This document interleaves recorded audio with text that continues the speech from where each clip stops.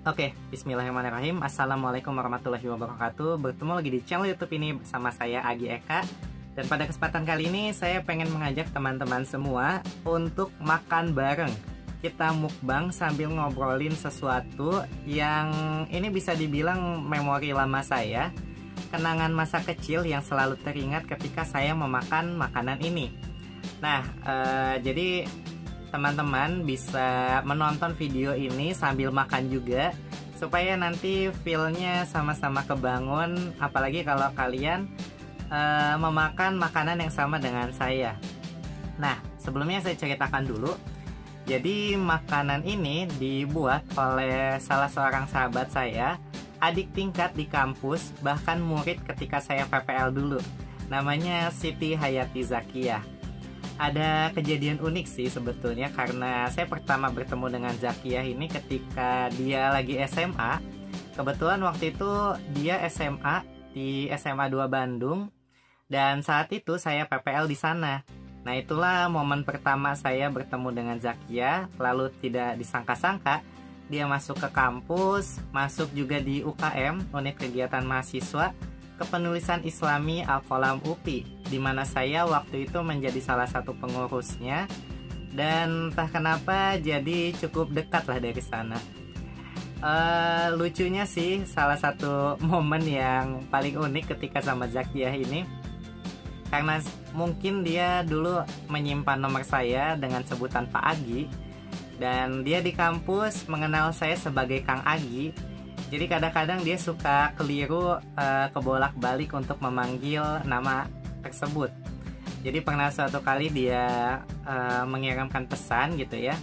Assalamualaikum Kang Agi, punten mau tanya, mau diskusi bla bla bla bla bla gitu kan ya. Jadi setelah bertanya jawab beberapa saat, kemudian dia menutup dengan hatur nuhun ya Pak Agi lah.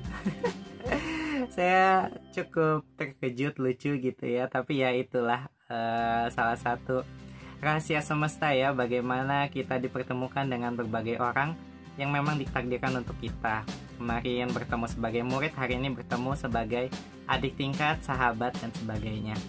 Nah, kebetulan ketika beberapa bulan selama pandemi ini, Zakiyah itu membuka usaha keluarga, atau setidaknya saya baru tahu ya kalau ternyata beliau menjual beberapa jenis makanan.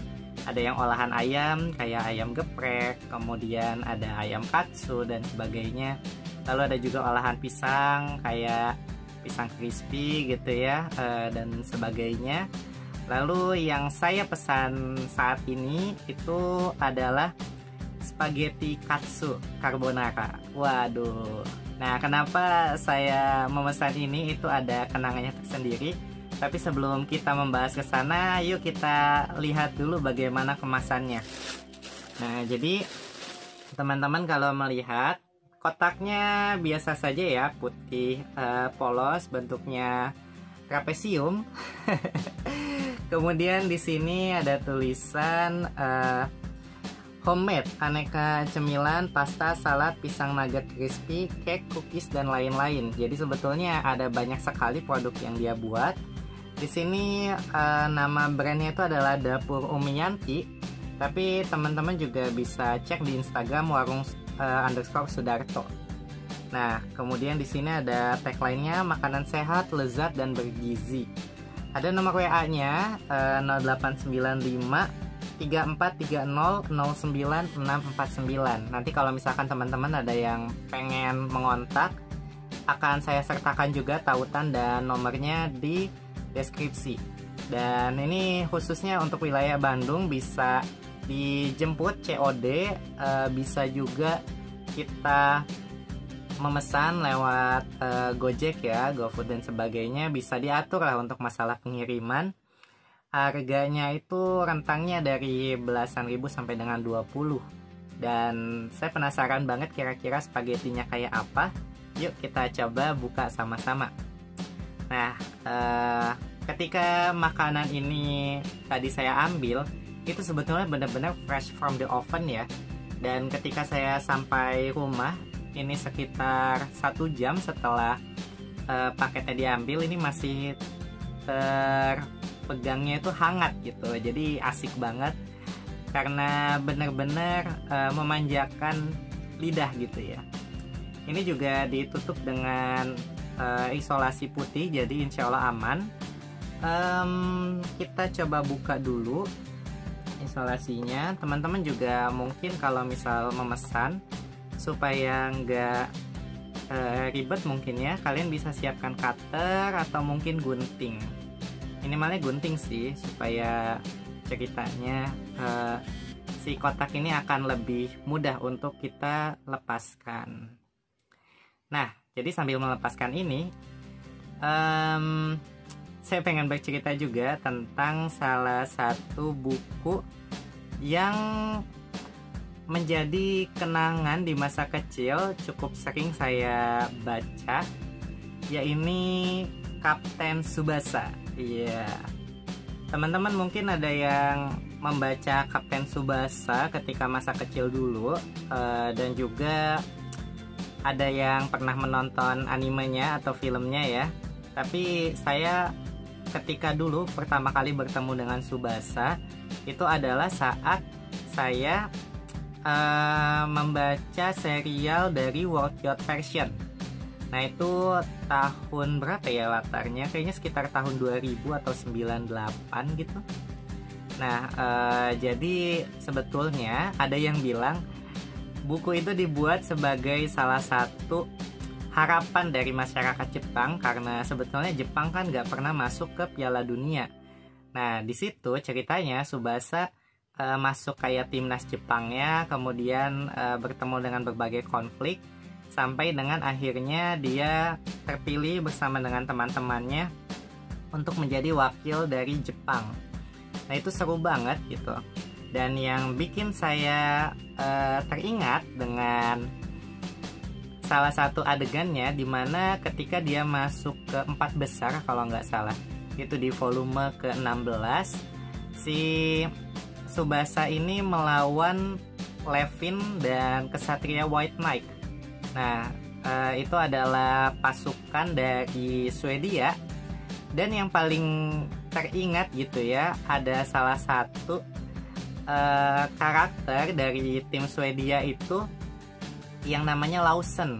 Nah Lawson ini sekilas kalau teman-teman lihat di komiknya itu rambutnya itu panjang, kemudian agak bergelombang, kenyal-kenyal, dan selalu mengingatkan saya dengan spaghetti. Aduh, dan itulah hal yang membuat saya setiap membaca buku itu kayak pengen makan spaghetti aja gitu. Minimalnya ya makan mie kali ya.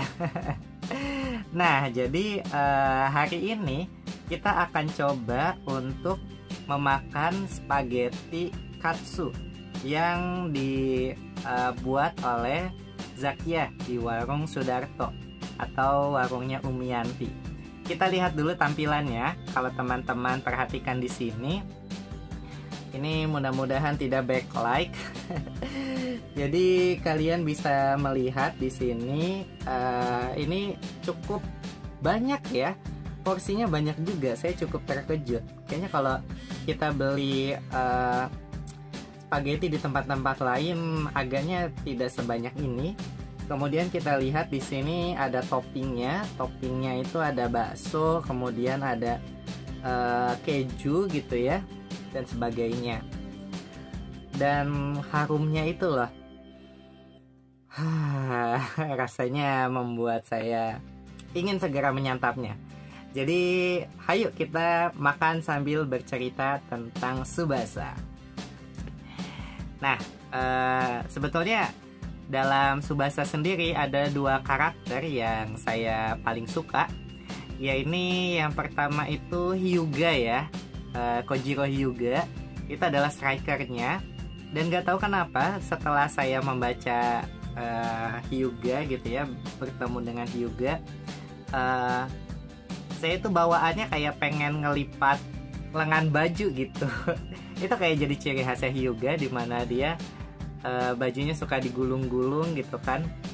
Nggak tahu, mungkin dia agak kebas kali ya, atau terasa terganggu kalau misalkan ada lengan di bajunya gitu. Nah, kemudian karakter kedua yang saya suka itu adalah kipernya, Wakabayashi dan Wakashimazu. Ini adalah dua jenis kiper yang benar-benar punya kepribadian yang bertolak belakang. Kita sambil makan ya. Bismillahirrahmanirrahim. Allahumma barik lana fi ma razaqtana wa qina azabannar. Amin ya rabbal alamin.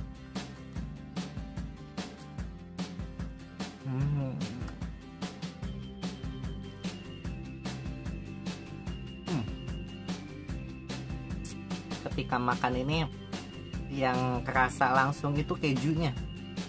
Jadi memang topping kejunya ini cukup banyak. Dan kayaknya mungkin karena saya cukup kelamaan di jalan, ini spaghettinya udah agak merekah ya gitu.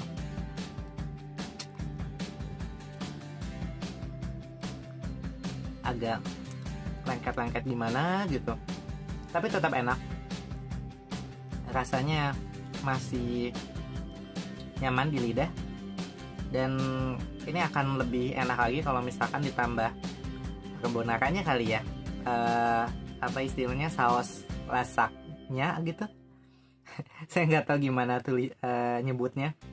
Tapi yang jelas tulisannya kan lasakne ya.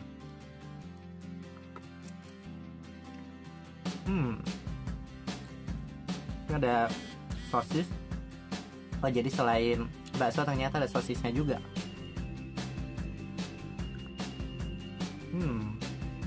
Enak.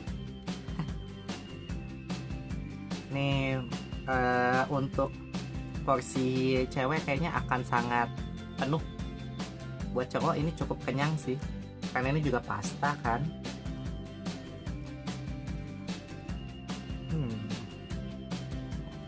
Jadi kita lanjut ke Wakabayashi. Kalau teman-teman tahu, Wakabayashi dan Wakashimazu itu adalah dua tipe kiper yang sangat berbeda. Wakabayashi itu adalah kiper yang sangat defensif ya, dan dia kayak profesional lah untuk sisi kiper. Dia ikut pelatihan di Jerman kalau nggak salah, masuk ke Dortmund atau apa gitu. Pokoknya dia tergabung di salah satu tim, kayak udah go internasional duluan lah. Kalau misalkan di Indonesia mungkin Wakabayashi itu kayak Agnes Monica-nya. Nah, sementara Wakashimazu itu dia berusaha memulai dari tim-tim bawah gitu. Jadi para tim Jepang itu sebetulnya mereka semua kayak merintis karir dari bawah. Kalau Tsubasa itu dia langsung ke Brazil, kemudian Wakabayashi ke Jerman. Nah, Wakashimazu mah enggak. Wakashimazu itu adalah tipe kiper yang sangat berbeda dengan Wakabayashi, karena dia mah tipenya itu adalah agresif. Kalau Wakabayashi itu nunggu di belakang, ketika ditendang dia langsung lompat. Wakashimazu mah enggak. Ketika lawan udah di depan langsung diterjang. Makanya yang seru itu adalah ketika adegan-adegan dimana Wakashimazu itu mencoba menyelamatkan si ininya, gawangnya. Kan dia juga adalah ahli bela diri ya, nggak tahu dia ikut karate atau apa gitu. Jadi ketika misalkan ada bola lambung gitu ya ke atas, dia bisa aja menendang sisi tiang gawang, kemudian langsung lompat ke atas. Wih, gila.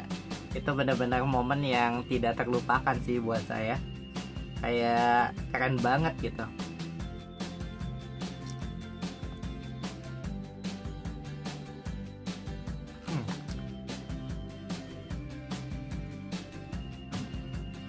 Nah, sebetulnya dari semua cerita di World Youth Version itu, dua pertandingan yang paling berkesan itu, yang pertama tentu pertandingan lawan Swedia, karena itu agak sedih ya. Kalau teman-teman nonton di sana, kalau nggak salah itu ada hubungan sama Ishizaki juga. Dan Levin ini benar-benar kayak yang apa ya istilahnya, dia tuh benar-benar emosional banget lah ketika melawan Jepang, karena dia kayak pengen jadi pemenang, membuktikan dirinya kalau dia benar. tapi dengan cara yang salah. Dia bikin jurus rahasia yang menyakiti orang lain, dan itu bertentangan dengan apa yang sudah dia cita-citakan ketika masih kecil dulu.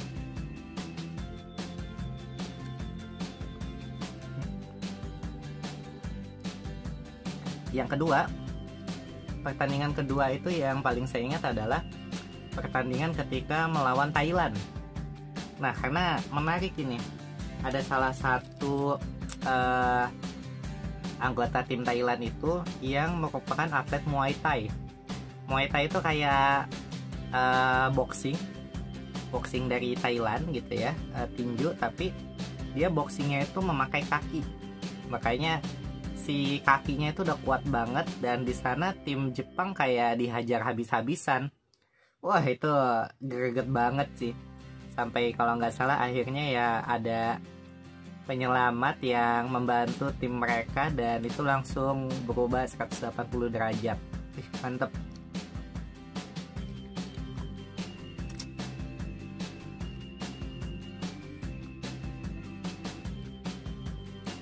Dan sebetulnya kalau teman-teman lihat buku dari Tsubasa itu kayaknya ada 3 serial deh. Pertama waktu serial dia masih kecil, yang waktu itu saya susah banget menemukannya. Saya baca itu kalau nggak salah pas zaman SMP, SMA, dan udah nggak nemu lagi bukunya. Sekali nemu paling cuma kayak potongan-potongan di lapak buku-buku bekas gitu. Jadi kayak cuma 1-2 bab dan nggak lengkap. Sekarang sih udah dicetak ulang ya, beberapa buku juga udah mulai keluar di obrolan. Kalau teman-teman beruntung ketemu bisa mendapatkan dengan harga yang murah. Nah, tapi yang dulu paling banyak dibaca dan ditemukan, yang pertama itu yang versi World Cup tadi, kayak versi Piala Dunia. Nah, kemudian yang kedua itu adalah Road to 2002.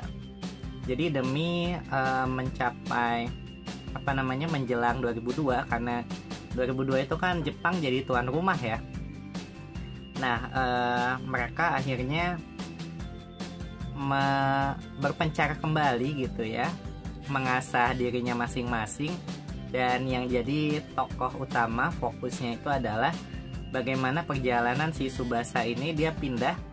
Jadi udah nggak di Sao Paulo lagi karena dia juga merasa hutang budi kepada gurunya itu udah selesai. Dia pengen menantang diri melawan dunia.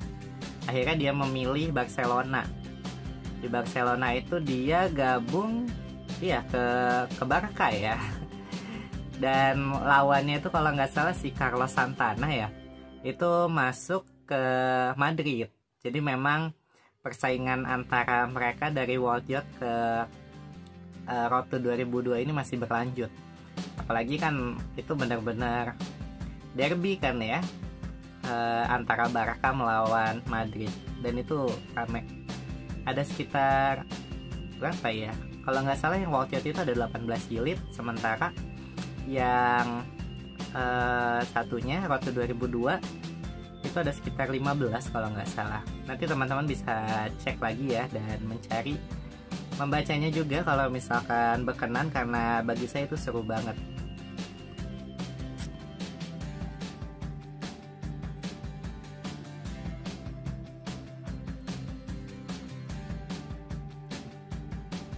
Yang paling lucu sebenarnya adalah ketika bagaimana kalau misalkan teman-teman melihat adegan di Tsubasa, baik di komik ataupun anime, setiap kali si karakternya itu mau menendang gitu ya, yo rasakan ini tendangan Raja Wali, udah ngegaya gitu kan, si kakinya udah di belakang, udah kayak mau lompat, tiba-tiba bersambung, wah, atau flashback, dan flashbacknya itu 3 episode. Jadi kayak ya ampun, ini kalau misalkan di dunia nyata gitu ya, seakan-akan pas mau menendang terus dia kayak mengenang aja gitu kan. Aduh, untung aja bukan kenangan tentang mantan. Lebih susah move on nanti jatuhnya.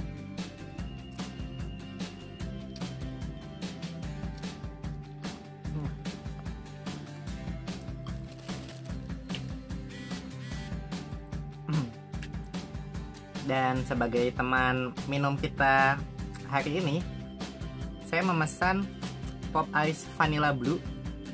Yang ini ceritanya pakai topping choco chips, mesis, dan juga keju. Gak tahu kenapa saya malah jadi jodoh sama keju banget ya hari ini. Kita coba ya.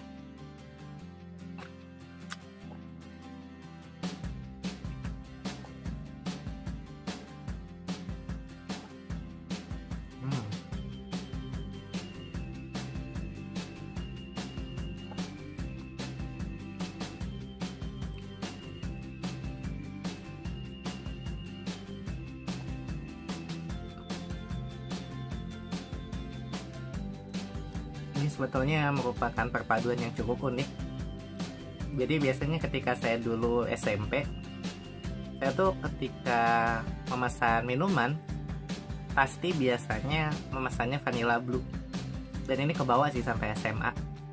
Jadi ketika SMA dulu, salah satu favoritnya sama teman-teman itu nongkrong di tukang somai di kantin sekolah seberang musola. Dan pasti mesennya tuh kayak paket 5 ribuan tambah minumnya ini, jadi modalnya sekitar 7 ribu lah. Ini sendiri saya beli di dekat sini ya, dekat kosan. Pop ice nya aja sebetulnya 3.000 rupiah, lumayan standar lah kalau buat sekarang ya. Dan toppingnya itu saya nambah 3 topping jadi 5.000, dari keju, choco chips, sama mesis. Jadi kayaknya per topping sebetulnya bisa 700 sampai 1000 mungkin ya. Biasanya sih saya kan mesen kalau dulu adalah dapatnya itu cuma mesis. Jadi si vanilla blue nya ini yang agak-agak kayak permen karet langsung bercampur dengan mesis yang coklat banget. Kemudian choco chips di sini menambah, langsung masuk memperkuat si coklatnya. Tapi serunya kan kalau misalkan mesis itu langsung ketelan aja, jadi kayak coklatnya itu numpang lewat. Tapi choco chips ini berhenti di mulut, kemudian kita gigit dulu, jadi ada sensasi rasa-rasa gigitannya. Nah, di lain sisi ada tambahan rasa keju juga yang semakin memperkaya. Dan ya mungkin ini PR-nya sih sebetulnya bagaimana supaya kita bisa mencampur ketiganya dan rasanya itu masuk melebur menjadi satu. Kalau saya lihat sih kayaknya choco chipsnya itu langsung turun ke bawah semua ya. Mungkin karena berat juga, jadi nggak semuanya mengambang di atas. Tapi kalau dari sisi keju dan juga mesisnya justru banyak di atas. Jadi ini agak tricky sih, minumnya jadi kayak harus ke atas bawah gitu.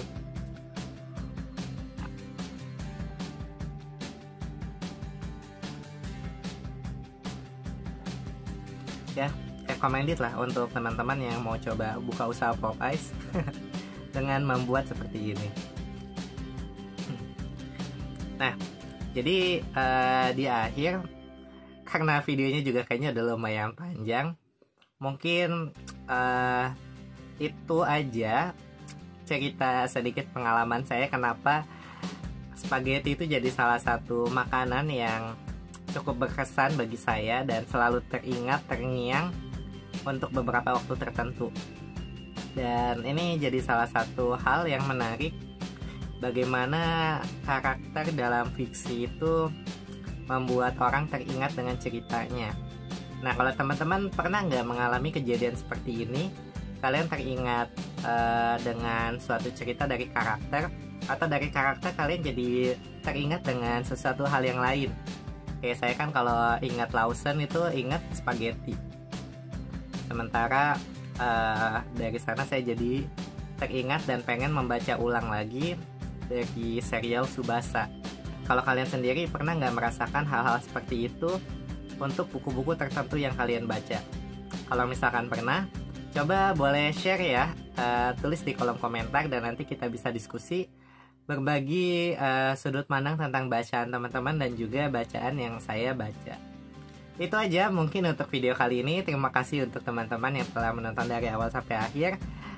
Mari sama-sama kita budayakan membaca. Dan juga kalau misalkan teman-teman ada yang seneng baca sambil nyantai, ya dulu salah satu favorit saya adalah membaca sambil baca buku sambil baca komik. Jadi kalau misalkan ada komik, biasanya misalkan saya baca komiknya, nah komik di tangan kiri dan makanan di tangan kanan. Ini adalah salah satu bentuk favorit saya ketika membaca.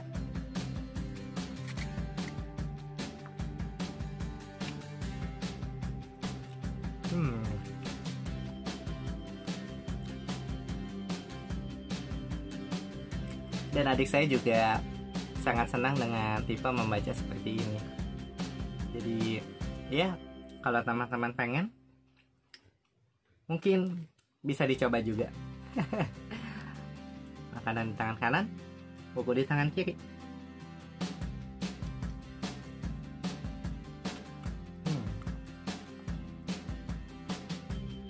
Dan kalau kalian pengen ikut memesan makanan ini, khususnya untuk teman-teman yang berada di daerah Bandung dan sekitarnya, boleh pesan aja ya ke dapurnya Umi Yanti. Teman-teman bisa cek di Instagram warung_Suedarto.